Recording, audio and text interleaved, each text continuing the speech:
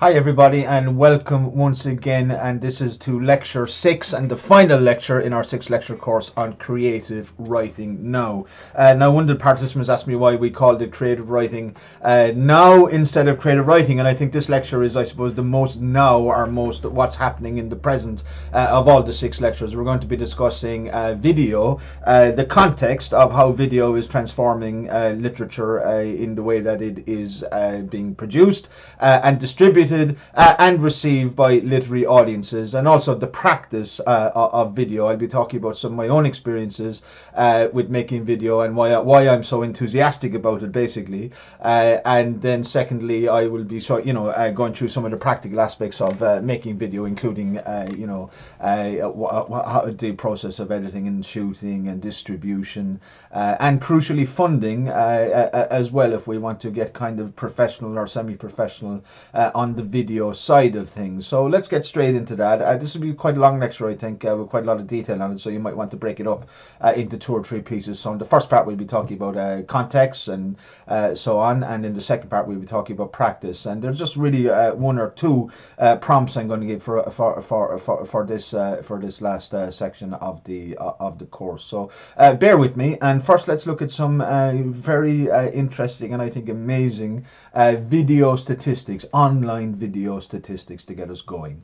Okay, so here are some of those statistics. By 2018, online video will account for 80% of all online traffic. So of all the information being moved around on the internet, 4/5 of it will be moved around in the form of video. That's a pretty staggering statistics when you think about it, because if you think of text and graphics and photographs, all of those other than video will only account for 20% of the pure amount of information.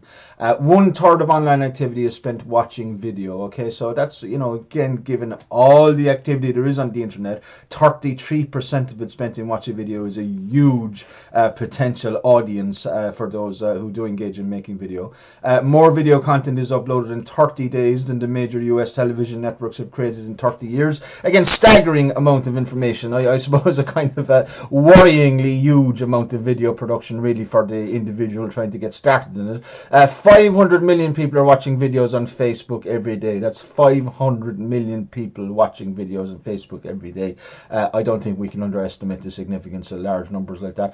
Social video, by which they mean video on social media, generates 1,200% more shares than text and images combined. And this is what I have found for sure, is that if you want to have your poem appreciated by more people, you've 10 times more people, or more than 10 times more people will watch it on a video then will respond to it if it's just put up as text, and so on and so forth. And 55% of people consume video content thoroughly. I think that's a very interesting one, and that means that we all kind of feel that a lot of people are watching video, or just flicking through it, or watching the first few seconds or whatever. According to this statistic, which I got online on a marketing site, 55% of people consume content thoroughly. That's quite a lot of people. That's half the people that are going to watch your poetry video, watch it all the way through. I think that's pretty good, actually.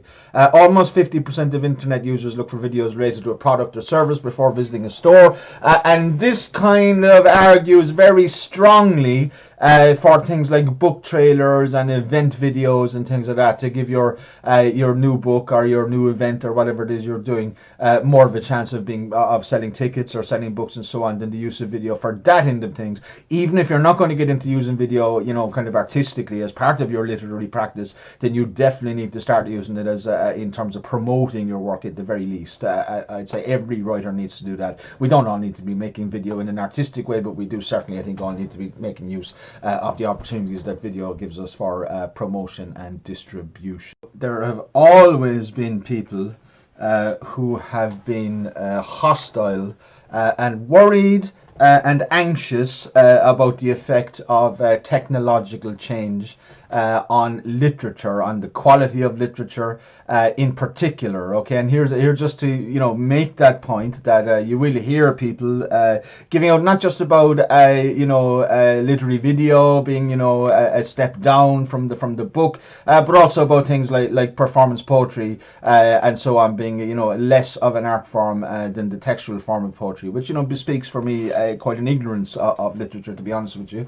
And here we have the the 15th century German monk, a very interesting character, an occultist, and a man who actually wrote many books, Johannes Tritemius, who is saying that printed books will never be the equivalent of handwritten codices. Okay, the Book of Kells is an example of a handwritten codices, especially since printed books are often deficient in spelling and appearance. The simple reason is that copying by hand involves more diligence and industry. So not only is the form inferior, but the people engaged in the printing press industry are also inferior to those people who are making books. So we sometimes hear the same argument today from people that are put out for one reason or another by video. But you know, as I say there have always been people who have argued that technology damages art, and they have always been wrong. Okay, in literature the only constant is change, and this is a little bit of revision for us. It's something that I went into in the first part, but I do think it's important as we finish the course to go back over that, you know, to look at that in the midst of ancient time.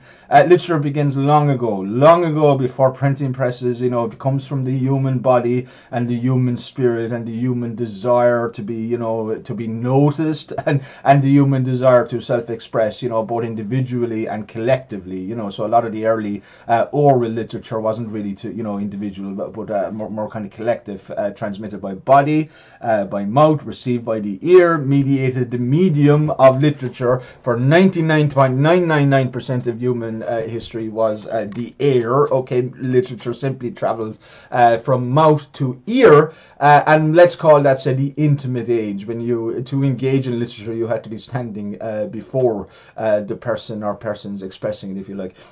Then after that comes the age of the epic, you know, leading into the theological ages we've talked about already. Homer, Gilgamesh, Bhagavad Gita, all those formal, complex, ritual, ideological, often accompanied by music. The epics were sung to the accompaniment of the lyre, and transmitted by a specialist caste. So we move beyond the sort of a collective, intimate oral literature into an elitist literature, which is transmitted from the people at the top of society to everybody else to tell them how to live their lives. Okay, so myths and theologies are basically the ruling classes of society telling everybody else how to live through a specialist caste, priests, bards, druids. They were called many different names, shamans, and so on. Okay, and literature begins to be written between about 5,000 and 2,000 years ago, and becomes a major part of what holds society together. If you want to find out, you know, anything about any subject under the sun, you must go and look at a book. If you want to find out why the king is the king, what the laws are, you know, how to farm or drain the land properly, and so on and so forth. All the kind of information that keeps society functioning is now written down, or, you know, over time becomes written down rather than orally. Okay, and things like the drama start to evolve, and so on and so forth. But I want to say that this is not just a straightforward chronology that we're talking about here. Obviously there's massive overlap, and as we've talked about already in the course, we have a kind of return of the oral. The oral never really went away in an awful lot of cultures.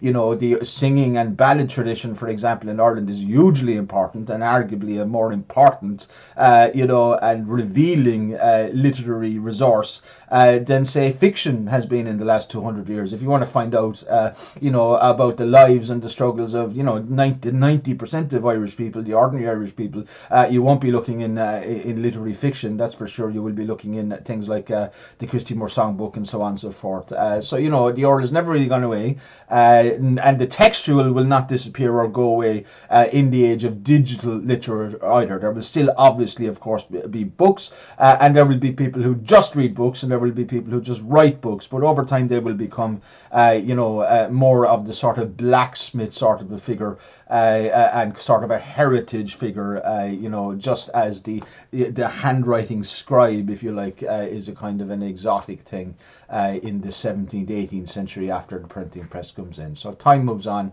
and literature and writers must move on. So writing as a medium really takes off with the advent of print, the evolution of bourgeois. That means market societies where there is, you know, a surplus of goods, and enough riches for culture to evolve, and enough rich people for culture to evolve. Secular mass societies, societies of millions of people rather than tens of people or hundreds of people as they would have been in previous previous ages. And mass printing gives birth to mass literature, spread of all kinds of ideas out to the masses. The classic form of this period, of course, is the novel. And then the 20th century hits and modernism hits, and we get cinema, television, radio, video, electronic mediums, which reach an even greater audience and give birth to a great variety of forms. And you look at, it's important to see that multimedia has been part of the practice of what you might call the advanced literary writers for a long, long time. In the 1950s, our own Beckett and from the 50s to the 80s,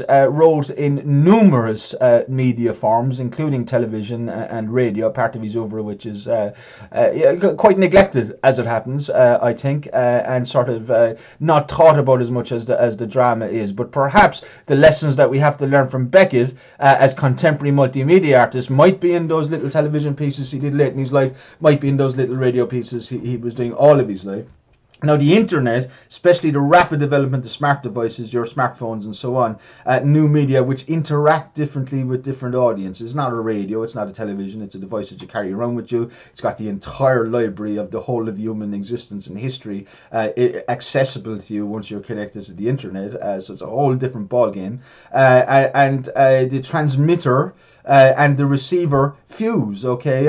It would be nowadays you can both produce culture, okay, and receive culture with the same little device, okay? Now, you couldn't do that with the television. You couldn't make television with the television, okay? You couldn't make books with a book, okay? There were two completely different things. Making and receiving were two different processes. Now you can make video and receive video with the same device, and I think that's worth thinking about in terms of a change as well. And why become a multimedia author? The key for any author, it's all about audience for me. It's all about connecting with an audience. I'm a writer who likes to have somebody who reads and listens to me.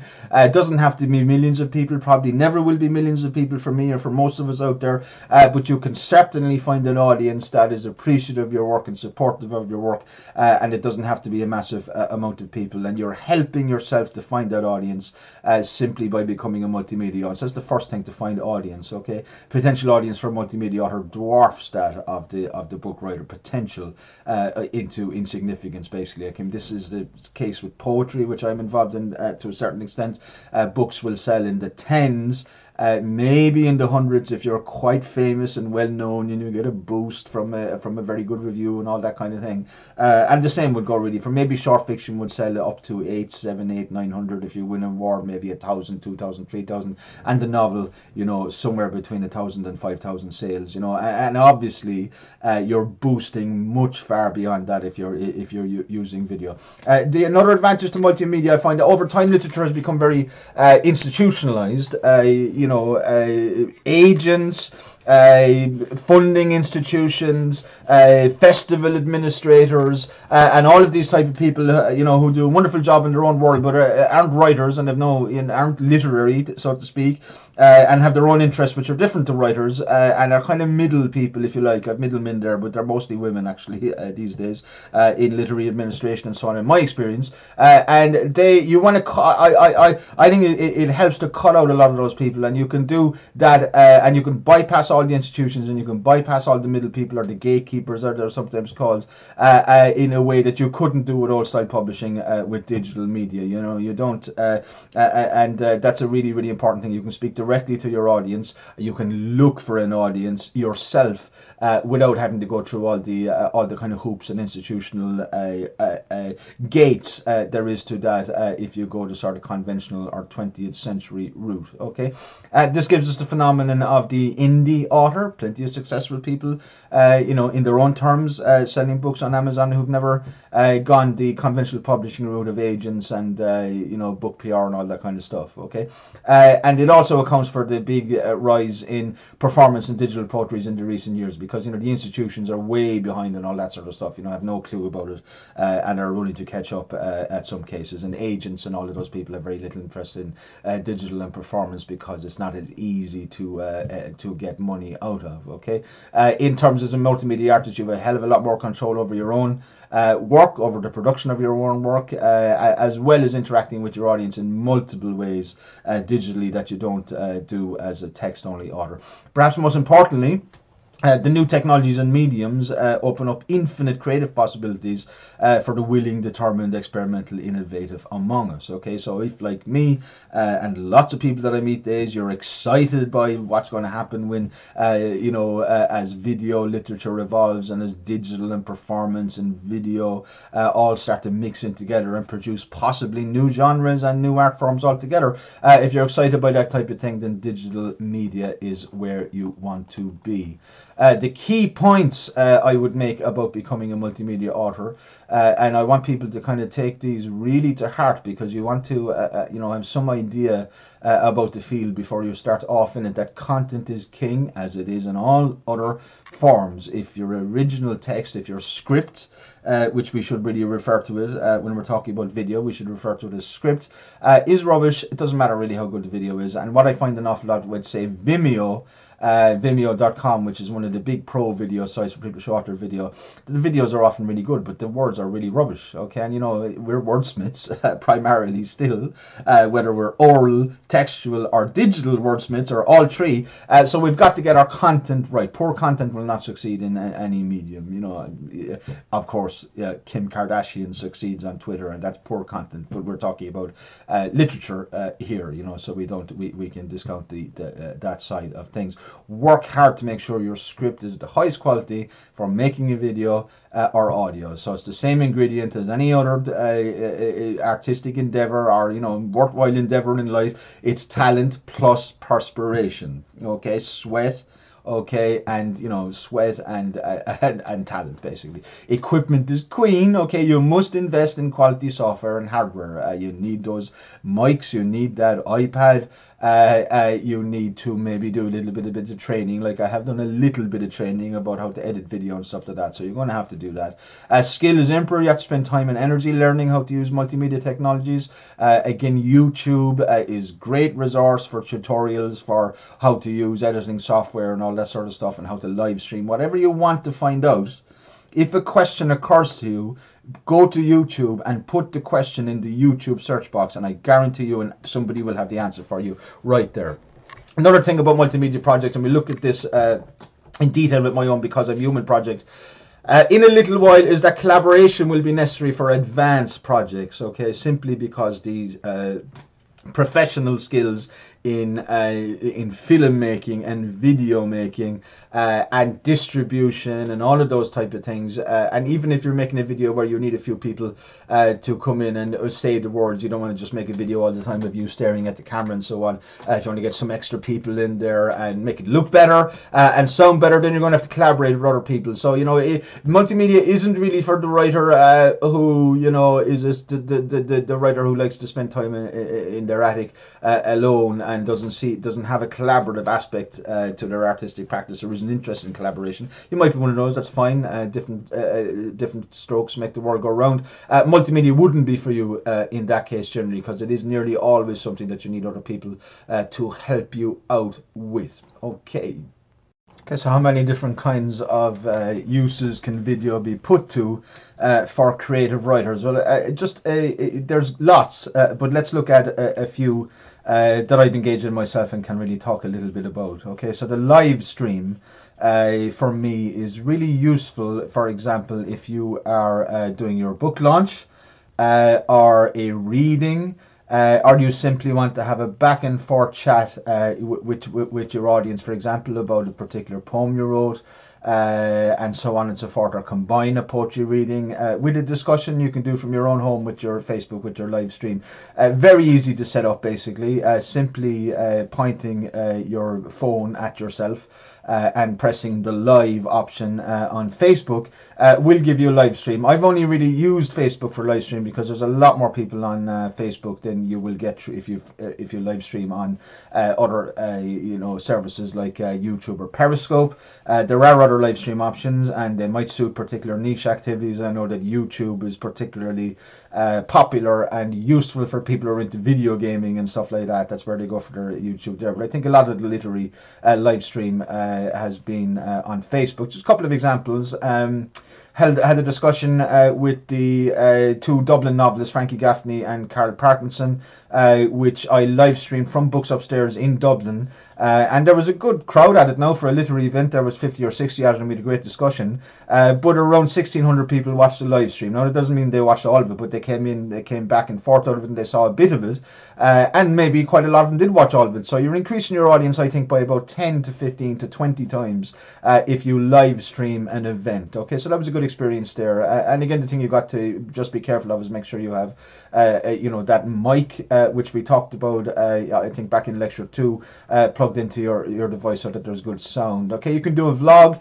Last year I was in Bantry. I'm in Bantry every year teaching the teenagers down there in the Words Aloud workshop, and that week that I was in Bantry, to kind of amuse myself, I did a vlog from Bantry, which you can check out on my YouTube channel, which is Dave Lorden. And all I did basically was go to different places of interest around Bantry, do a small bit of research on them, point the camera at them, and talk about them. Simple as that. No big deal really. The live recording, it's a real good habit now these days for people when you're doing live events. To record yourself and others if you have the equipment, but basically to record yourself, to keep an archive of live recordings. And I always, or nearly always now, because I've got the equipment, record myself when I'm reading at events and stuff like that. And again, you can recycle the material. Many more people will watch the live recording that you upload, then will actually watch it. Actually be at the event. Usually literary events quite small. Usually the book trailer, again, I've just done one of these for June Caldwell, which you will see up on my YouTube channel. Again, worth a look. Quite a straightforward thing. Just got June to read. June's a short story writer. Her first debut collection just put out, Room Little Darker with New Island, and is having great success. Rave reviews everywhere. Congratulations to her. And I did a book trailer for her, which basically advertised the book, but more importantly advertised the book launch, which is the big event. And that 1,000 or 1,500 people watch that online, and that's quite. Again, that's it's not mass numbers, but it's substantial in terms of a literary fiction book and a short story book, I guess. And the one we're going to look at in more detail in a while is the poetry film. That's the one I've been really interested in and involved in. It's more complicated than all of the rest of these that we've talked about. Takes more work and more effort, but is also more rewarding and is more of an artistic pursuit than any of the others really. All the others are really just kind of technical things where you record and you stand in front of a camera, or you've got a particular purpose that you want it for. But it's the poetry film where you get artistic, and we'll have a look at those in detail now in a little while. But no matter what, when you're making a video, really, whether it's a vlog or a poetry film, or any kind of literary video that you're doing, there's I think there's 6 stages of video production in my experience, and I think these are quite useful for people new to it, to break it down so you know what you're doing. Okay, and we're going to look a little bit, talk a little bit about funding as well in relation to my own film poem, Because I'm Human, which we'll talk about now in a second. Okay, so here is the 6 stages of video production, in my opinion. So first is conception, coming up with the idea. Okay, and this is the same as coming up with an idea for any other type of writing really. You should have your ideas in a notebook. You should think about which ones are particularly suited for video, which ones will work perhaps better in video than they would in any other form. And that means there's a visual aspect. You're able to use, you're able to enhance the ideas that you're expressing visually as well as textually. Okay, the next thing after you do your conception, you come up with your idea, is research your idea. So I made a video a few weeks back about the Irish political dynasties. Now we all know that there's Irish political dynasties, and there's plenty of grandsons in the Dáil whose grandfathers and fathers were there, and and so on and so forth. That's kind of rife in Ireland. But just knowing something kind of in that kind of casual or anecdotal way isn't enough, of course. You want to make a little video doc about it or whatever, or a little vlog about it, you have to do the research, and depending on the size of the project, the more research you do. So before you make your video, know what it is you're making your video about. Okay, scripting, of course you have to script, and also to storyboard, which are kind of one and the same thing when it comes to video. You'll be doing a storyboard exercise for your prompt for this final lecture, so just keep that in mind, scripting and storyboarding. and then shooting. Okay, shooting the video, you know, so that's about having the right equipment and the right location and the right people and all sorts of things. Then afterwards, editing. Editing is probably the most time consuming of all, the most itty bitty of all, and the one where you really do have to possibly, if you want to do it on your own rather than farm it out to a video editor, which is something else you can do, but you know, it's it's not impossible for anyone to come up to the level of video editing that I'm at, which is adequate for basically any literary video project that I've come across so far. You know, I've been kind of studying and doing a little bit of training for about 18 months or 2 years now, so it kind of takes that long to get up to the stage where you can make all those type of videos. So you know, there is investment in terms of time and stuff like that. Otherwise, you can farm it out. Otherwise, you can look for somebody who is a video editor and will do your video, will do both your shooting and your editing for you, but that will lead to funding questions, because of course that's not the type of job that people do for free, unless you know you have, and I really wouldn't ask somebody to do something like that for free, because it really is hard work, and there's a lot of training gone into people who can do shooting and editing and so on. And distribution is the last, and it's key. And distribution is about having you know, a good plan around who you're going to ask to share the thing, what particular, for example, Facebook groups might be interested in the video. If your video poem, for example, is a poem about, say, a marriage breakup, there's probably hundreds of online organizations or Facebook groups which have something to do with surviving marriage breakups or getting over them. Find out about all of them, for example, and let them know about your video, and many of them will share it. So it's about kind of finding distribution is about using your own network, building up your own Facebook in particular, maybe your YouTube channel, maybe your Instagram, whatever you're able to keep up. And you know, you should probably try them all if you want to get into distribution, because you do need a kind of a sizable social network who is interested in literature, by the way, you know, not kind of just personal friends, but a social network which revolves around people that are interested in literature, which takes a little bit of time to build up. But then you have your own distribution network if you do that properly and painstakingly, if you like. The question about funding comes up, and again, when we're going to move on now, and we're going to look at my Because I'm Human video. And how did I fund that? Well, there's the options with funding. Basically, you can self-fund if you have plenty of money. If you want to make a pro video and kind of hire out really professional cameras, or get a filmmaker to help you and video editor to help you, as I did at that time before I could video edit myself, and before I had the equipment myself, I got Padraig Burke, who's a very kind of sympathetic and creative video maker who I was new through the Irish Writers' Centre. But we needed about €1,500 to pay him. I got in an actor or two as well to pay them to be able to hire proper equipment so that we could film outside and stuff like that. Now you can go the road of doing the funded.ie or one of those fundraising, Kickstart and all those. I'm not a great fan of those for two reasons. Number one, they take about 10% off of you of the thing for themselves. They're entitled to, it's a business, of course, and they have to make money. But you know, that's for 1,500, that's €150 gone out of it already. And for small amounts of money like that, I decided that I would instead try to raise funds in my community, if you like, in the literary community and so on. So it's an anti-bullying poem. So I explained, you know, what this poem is about, and you know, who it would be useful for, and that I wanted it to be used in schools and so on and so forth. And therefore I got a lot of support. Then we made twice as much as we needed, and we were able to hire better equipment and spend more time on the editing and use the money productively and so on and so forth, and then be able to come back to people. And the other thing with the funded.ie and Kickstart and all those sites, you have to give lots of gifts to people. It's very time consuming, and maybe those gifts are going to cost you just as much as you get in. So for small amounts of money for making a video, I recommend that you fundraise yourself within your community rather than going for the funded. If you're going for a big major budget film, that's a whole different ballgame, of course, and about which I don't really know anything, so I want to advise you on that. So I've made quite a number of poetry films at this stage, some of my own poems, others of others. Because I'm Human, I think, is a good example of what happens in this new global era of lightning distribution, if you like.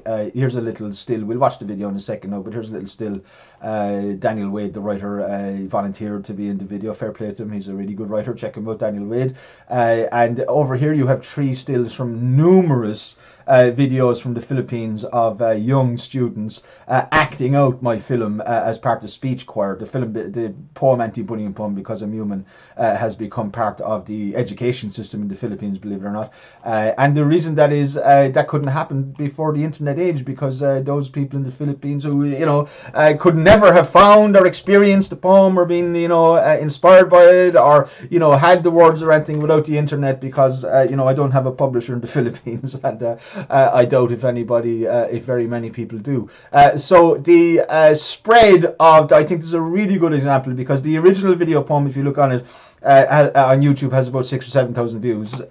By the way, it doesn't sound like a whole lot in the age of millions of views, that sort of stuff, but it is 20, 30, 40 times the amount you will sell of a poetry collection, or the amount of people that it's 100, or or nearly, say, I've been at poetry readings where 6 or 3 or 2 people have turned up, so it's 1,000 times more people than might turn up to your poetry reading in your local village. So for writers, literary writers, we're not genre writers, we're not popular fiction writers, we're not kind of 100% entertainers. Of course, entertainment is very much part of what we do, and that's great. Not 100% entertainment. We're also trying to be thought-provoking and be artistic, and maybe do things a little bit challenging. 7,000 views is brilliant, and I'm sure a lot of people will be happy with that. But moving on from that, many more people have watched these videos of the kids doing it.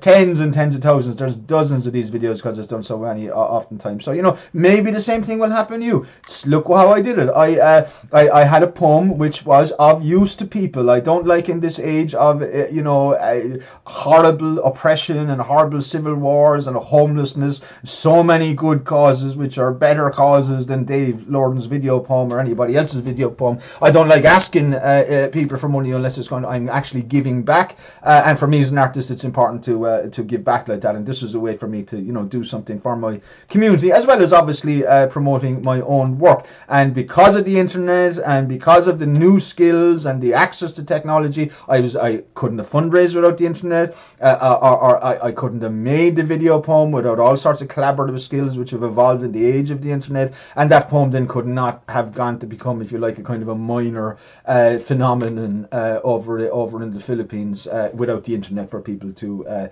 look back on and forth on it.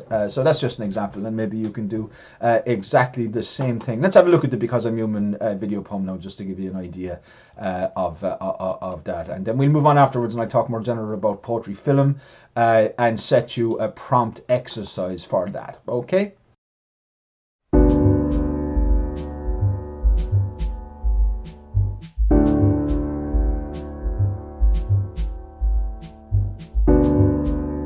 See me? See me? See me? See me. I'm a human. I'm human. I'm a human. I'm a human. I'm a human. Made of flesh and blood and feelings. Because of this, you can hear me. You can really hear me. You can call me names. You can mock me. You can make up lies about me. You can hit me. You can spit at me. You can make me feel lonely. You can make me feel so angry, you can make me cry. You can make me feel so much hate and confusion that I never wanted to feel. I'm made of other tougher stuff as well. Because I'm human. Because I'm human. Because I'm human. Because I'm human. I'm human. I'm made of spirit and love. I'm made of dancing. Dancing teams up inside me with spirit and love to make me strong and outlasting. Dancing united with spirit and love throws all the hate and the mockery out of my heart. Dancing together with spirit and love sings freedom songs to me. Sometimes you land in a good place, sometimes you land in a bad. Sometimes your Mondays are happy, sometimes your Fridays are sad. Oh, life is a spiral. Life is a whirl. Life is a merry-go-round. The world is made of fire and wind, and we are all just blowing around. The hurt, the crack, the pucks, the hugs, they all take turns. They all move on. They all come down to chance. You can learn and grow past anything. It's all just steps in the depths. I'll dance on by you with my freedom, the way the wind blows by a ruin. I'll forget you like the wind forgets every cruel thing under the sun, and I'll be free and dancing when I've long forgotten you. I'll be dancing with my freedom, because that's what humans do.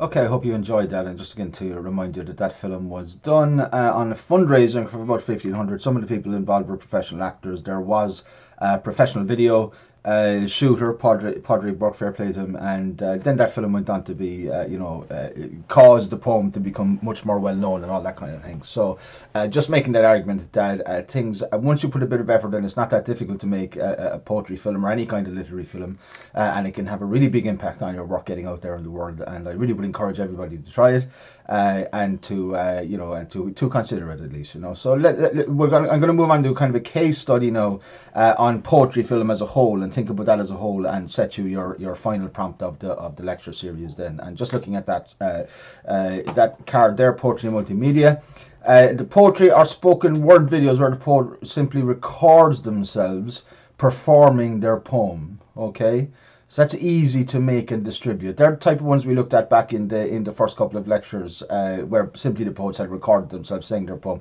Some of those can be very, very effective. And again, it's done so easily. You can sit in front of your desktop, put on the camera that's on the desktop, or a webcam if you get it, read yourself, simply record yourself reading a poem, or reading a story, or reading whatever, put it up on your Facebook, and people will listen and respond and stuff like that. So that's just a very, very simple. And the YouTube is the most popular kind of poem on film for both practitioners and poetry audiences. Those poems often get an awful lot of watches. Check out, for example, Holly McNish, Savannah Brown, Stephen Murphy, another kind of very well-known young Irish poet who does a lot of that, pointing the camera at himself and reading his poems, which are full of passion anyway. So have a look at those. Savannah Brown we had a look at earlier on. Holly McNish, I think, is a fantastic English spoken word poet, and she does quite a bit of that. So have a look at that. The film poem, and this is for those of us who have a little bit of interest in cinema like I do, and a little bit of interest in cinema, particularly the film poem, okay, and take note of what I'm calling it. I'm not calling it poetry film, I'm calling it film poem. The film poem is non-narrative. It doesn't have a storyline, okay? It might not even have words at all in it, as it happens, okay? A visual genre which emphasizes the poetic or associative qualities, the suggestive qualities of moving images, and in which text is always subject to image and is often not used at all, as I said. Okay, the image is what really carries the meaning and the effect of a film poem. The film poem was a method of the pre-digital modern avant-garde. This is something that was happening really from the 1920s, 1930s on, and up until the 1970s. And again, if you look on YouTube, I have a list there. Check out film poems such as Ferdinand Lege's Ballet Mécanique, the Orphic Trilogy by John Cocteau, Autumn Fire by Herman Weinberg, all on YouTube, and you'll discover a lot more as well if you look for them. And I found these really good for giving me a sense of how images could be poetic, how images could be used in a poetic way, how there could be a poetry of the image. And the only way to really explain that without talking pure gobbledygook is actually to look at the things and absorb what is being done in them. And that's my advice on that. The poetry film, which is what we're about, is a hybrid form. As remember, we've talked about hybrids, and now hybridizing is an essential sort of function of creativity. And when we're putting things together, making them more than the sum of their parts, then we're at the very heart of creativity then, and we're making new forms. And this poetry film is the new form, encouraged by the technology, as we've said, where poetic text and moving image, also soundtrack, are of equal importance and work together in the meaning production of the film. come back to that term meaning production again. Text meaning production is simply typographical. Okay, poet will use enjambment, line lengths, commas, semicolons, dashes, all that sort of thing, exclamation marks, question marks, to impart a sense of it. In the meaning production of the poem, the performance poet will use gesture and close and rhythm and accent and all sorts of things to make the meaning production. They're date text, and when we work in film, we're talking about a combination of the text, the image, and the soundtrack to carry the meaning production. They all contribute together to how the meaning of the poem is expressed and how the poem has its effect. Okay, the relationship between text and image can be straightforward and literal, and we'll have a look at a poem that does it in a very straightforward, literal way, or associative. We look at those, or a mixture, as we shall see. There are many examples online, and the poetry film is a favourite genre of contemporary poets who can raise the funds or have the required technical know-how, which, as I said, takes just that little bit of effort. So think about it like this. Poetry film is a coming together of two languages or modes of communication. Just as poetry has its own particular tools for making meaning, as I've said, rhythm, intonation, wordplay, and so on, film in its turn uses framing, sequencing, pacing, combination with a soundtrack to make meaning in its own way. Okay, so the better you get at the technical side of things, the better a poetry filmmaker you might be, or else, as I said, collaborate with someone who is a good filmmaker, or perhaps poetry filmmaker if you haven't got the time or inclination to do it yourself but still want something like that done. Bringing all of those things together increases the range of meaning production methods available, different things we can do, but also increases the level of technical and artistic sophistication required to succeed artistically. Pretty obvious, but just say it. Poetry film is a hybrid form, but also most often a collaborative one in a much more fundamental way than poetry as we've become accustomed to it, the individual writer or the individual performer is. Poets have to work with videographers, video editors, distributors, marketers, unless they become all of those things themselves, which takes effort and so on, to really make a success of a poetry film. And that's where that's as going back to those 6 stages plus funding I talked about. If you get any one of those stages wrong, starting off with the conception, if the idea is poor, if the script is poor, if the technological know-how is poor, if the editing is poor, if the distribution is poor, you've messed up the whole thing. So I mean, marketing basically means to us as kind of DIY writers or poor old poets, it means sharing to the best of our ability with social media networks and so on and so forth, and maybe using a little bit of advertising and things like that. That's the best we can hope for, but that can be surprisingly effective if you work out to do it properly.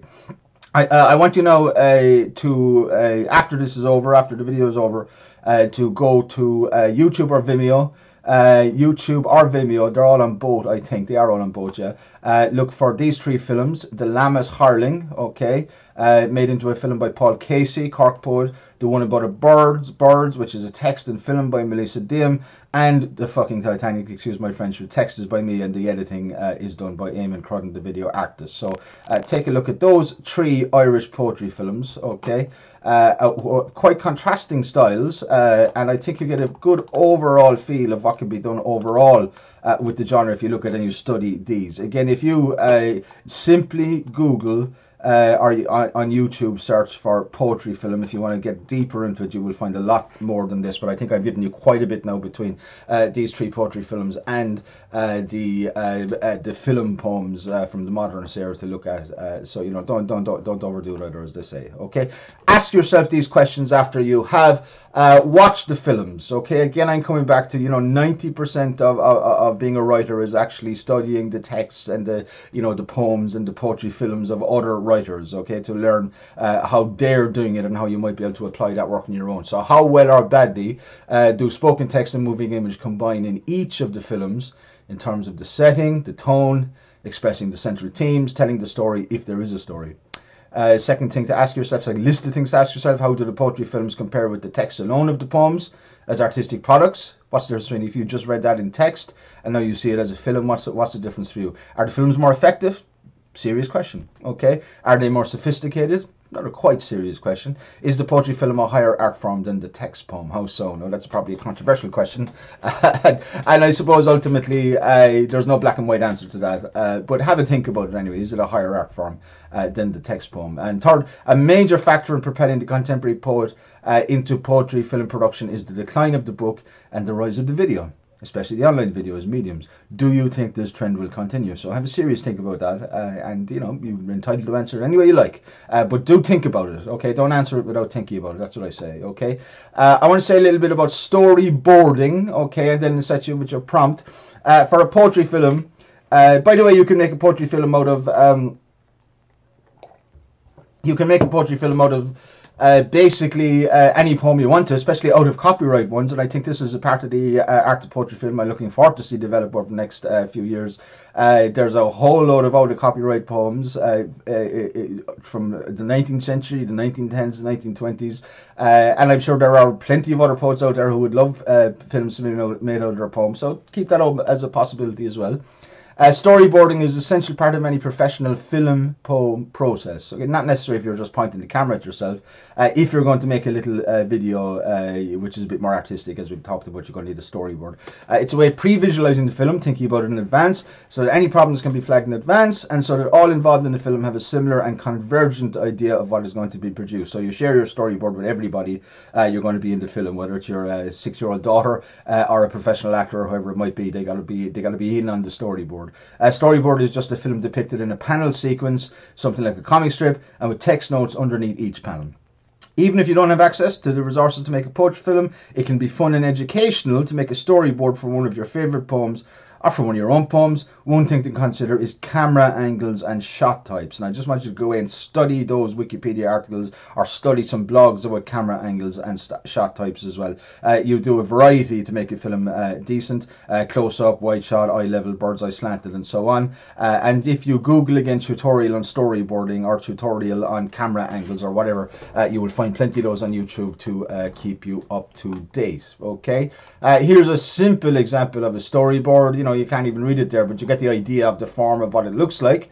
Okay, and it is simply, you don't have to be a genius drawer. It's just to give the indication. Okay, so you don't need to do technical drawing or anything or art or anything, but just to have the simple ideas of the different things that are going to happen in the different scenes. So poetry films, 2 or 3 minutes. You're not going to have a huge amount of scenes, but you will have a few. Okay,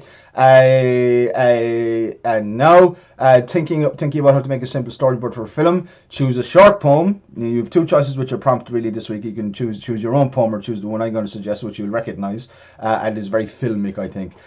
If you're going to do a storyboard of your own, choose a short poem or some other, or a poem of your choice, which has some vivid imagery, some action, interesting location, something of a story to it. I should think as well. Okay, divide the poem into roughly equal thirds for beginning, middle, and end. Further divide that into 2 or 3 drawings each for the beginning, middle, and end, so that overall you have either 6 or 9 panels or 6 or 9 scenes, if you like, in the storyboard. Okay, the poem I'm going to propose that you do, if you don't want to do on your own, is this poem by Allen Ginsberg. The first party at Ken Casey's Hell's Angels, the one written back in 1965. We looked at, I think, back in lecture number 2, was it? And for me, there's so much visual possibility here, and so much possibility for images rolling into one another and images behaving in a poetic way as well as the poem. So you can do the storyboard for that one if you like. I think this is still in copyright, but of course storyboarding for it is not a break in copyright or anything like that. Okay, here's an example that a student in one of my kids' classes did for one time. So that's fine, as simple as that. But I just want to get you thinking of combining text and images, because that's where it all begins with poetry film, is how we combine those images and text. There's no point whatsoever getting the cameras or the editing, or if you don't have an inclination and a desire and a pleasure in the combination of text and images. So just like writing, at the heart of making little poetry films is bloody well enjoying it and having interest in it, because if you don't enjoy the thing and you don't have an interest in it, then you're not going to sustain it and you're not going to get better at it or anything like that, and nobody else is going to think much of your efforts at it either, to be frank. Okay, so video poetry is not going to be for everybody. It doesn't have to be for everybody. It is creative writing now. If you want the now of creative writing, the one thing that's now, like it is in everything else, is the literary video. So if it concerns you to be contemporary over traditional, for example, or you like to be both, then the poetry film is certainly worth looking at. If you haven't already, I'm sure there's some of you out there who've already done their own. Okay, now just a few tips on doing the storyboard. Rough draft a few drawings first just to get orientated. Divide your A3 page into 12 panels of equal size, 2 panels for the intro and setup shots, 8 for the poem, 2 for concluding and fading shots. You need a ruler, some colouring pencils. Next thing, draw your storyboard. It might take a few drafts to get it right, so be patient and have a few sheets of A3 handy. In the spaces beneath the storyboard panels, write the corresponding lines from the poem. Nice and simple. The key thing isn't how good the drawings are, but how good a sense we get of how the text and the words will work in combination in the film. That's what I'm looking for, when you send in your portfolio, how the text and words look together, how they combine in this potential film, which you are doing as your storyboard. Okay, so once again, choose your own poem or do the Anne Ginsberg poem, which is on the last panel and you've already got on a lecture. So listen, thanks a million for taking part in the 6 lecture series. We're going to have our final live stream, and I hope everybody can attend because I think they've been pretty useful. I've certainly learned a lot from them on Monday, July the 26th at 8 o'clock. And I'll be talking to everybody about feedback forms and their portfolio and deadlines and things like that. So listen, thanks a million for participating in having faith in me and giving me the chance to be your teacher for this class, which I've really enjoyed. I hope you've enjoyed doing it as much as I've enjoyed making the lectures. So thanks a million, and hopefully see you soon again. Best of luck with all your writing efforts and everything that's going on for you.